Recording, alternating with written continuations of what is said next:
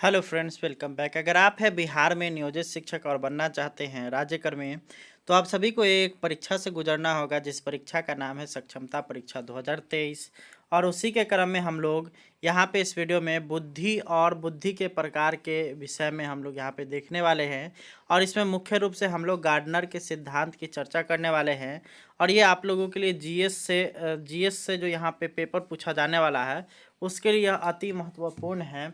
तो आप लोग इस वीडियो को अंत तक देखिए और सारा के सारा क्वेश्चन आंसर को यहाँ से नोट कर लीजिए।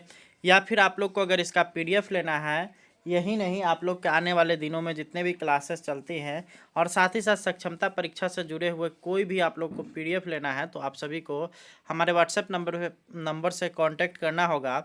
आप लोग को नंबर डिस्क्रिप्शन बॉक्स में मिल जाएगा और उस नंबर पे आप लोग को कांटेक्ट करने के बाद आप सभी को कुछ पेमेंट करना है। उस पेमेंट को करने के बाद आप सभी को लगातार मैं यह पीडीएफ देता रहूँगा। तो चलिए स्टार्ट कर लेते हैं इस वीडियो को और सारे क्वेश्चन आंसर को हम लोग इस वीडियो में देखने वाले हैं।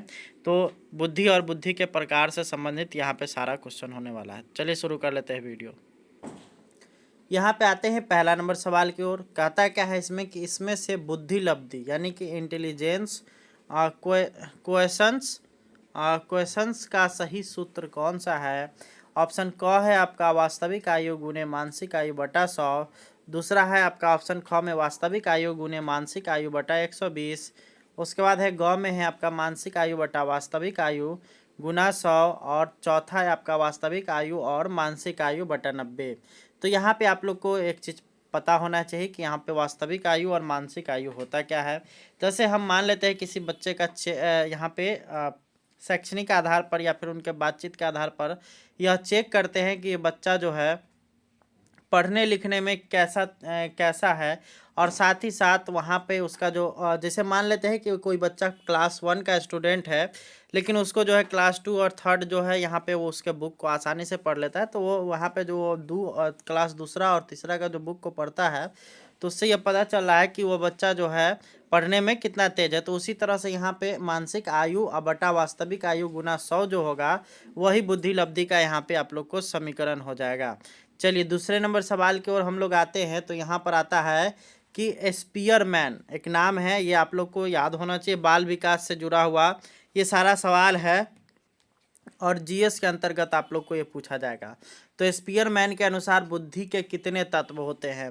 तो स्पीयरमैन जो एक मनोवैज्ञानिक थे, उनके द्वारा यह सिद्धांत दिया गया था कि स्पीयरमैन के अनुसार जो बुद्धि जो होते हैं उनके 2 तत्व होते हैं, यानी कि ऑप्शन नंबर ग इसका बिल्कुल सही हो जाएगा।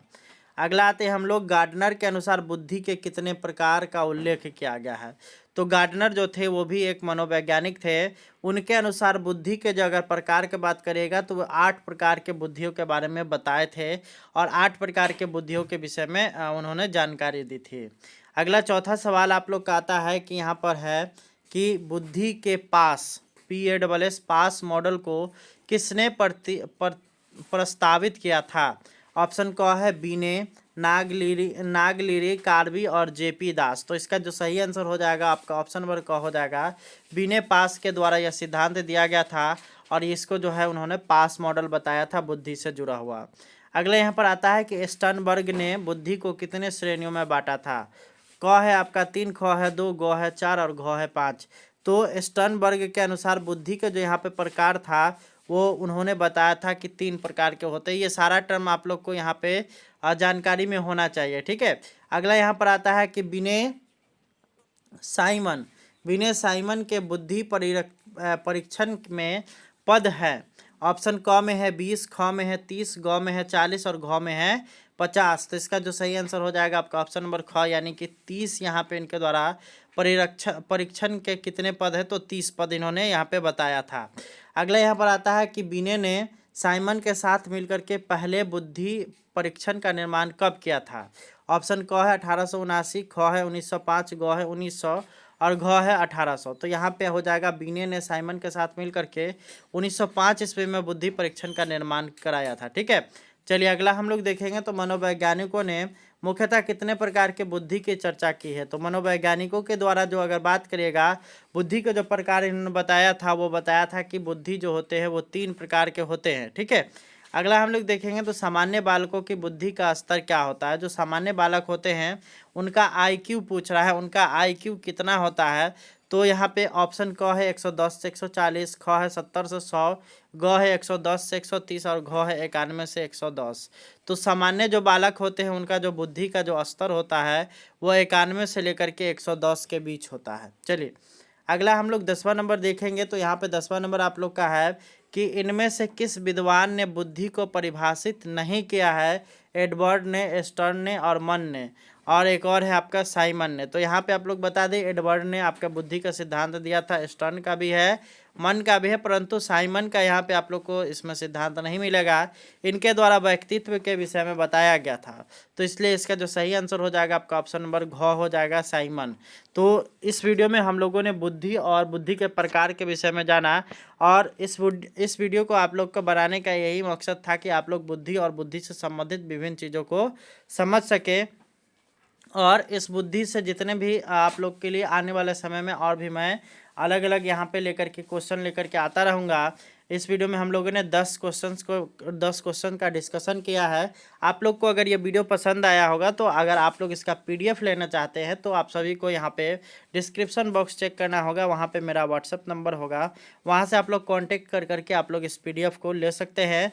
पीडीएफ लेने का आप सभी को चार्ज देना होगा, और ये जो चार्ज होगा वन टाइम होगा, यानी कि आप एक बार पेमेंट कर दीजिएगा, उसके बाद परीक्षा तक आपको जो है यह इस तरह का जितना भी पेपर मैं डिस्कशन करूँगा वो सभी का सभी आप लोग को मिलता हुआ रहेगा। तो आप लोग से अनुरोध है कि आप लोग डिस्क्रिप्शन चेक करिए और देखिए इसको हम लोग एक बार और फिर से रिपीट कर लेते हैं क्वेश्चन नंबर 1 से। तो यहाँ पर आप लोग देख सकते हैं कि इसमें से बुद्धि लब्धि का सही सूत्र कौन सा है। तो इसका आपका हो जाएगा आपका ऑप्शन नंबर ग, मानसिक आयु बटा वास्तविक आयु गुना 100। याद रखिएगा ये अति महत्वपूर्ण है, ये आप लोग के एग्जाम में रहेगा ही। दूसरा यहाँ पर आता है कि स्पीयरमैन के अनुसार बुद्धि के कितने तत्व होते हैं। तो स्पीयरमैन के अनुसार बुद्धि के 2 तत्व इनके द्वारा बताया गया था। अगला आता है यहाँ पर कि गार्डनर के अनुसार बुद्धि के कितने प्रकार का उल्लेख है। तो गार्डनर के अनुसार बुद्धि के 8 प्रकार का उपयोग है, उल्लेख है। अगला हम लोग देखेंगे तो बुद्धि के पास मॉडल को किसने प्रस्तावित किया था। तो ये हो जाएगा आपका ऑप्शन नंबर क, यानी कि बीने के द्वारा। अगला आता है स्टर्नबर्ग ने बुद्धि को कितने श्रेणियों में बांटा है। तो स्टर्नबर्ग के द्वारा बुद्धि को 3 श्रेणियों में बांटा गया है। अगला आता है यहाँ पर है बीने साइमन के बुद्धि परीक्षण के कितने पद होते हैं। तो ये हो जाएगा ऑप्शन नंबर ख, यानी कि 30 पद होते हैं।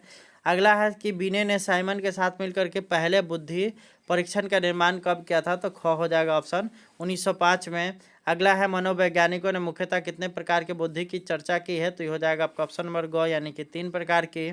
अगला आता है यहाँ पर सामान्य बालकों की बुद्धि का स्तर क्या होता है। तो 91 से 110 होता है।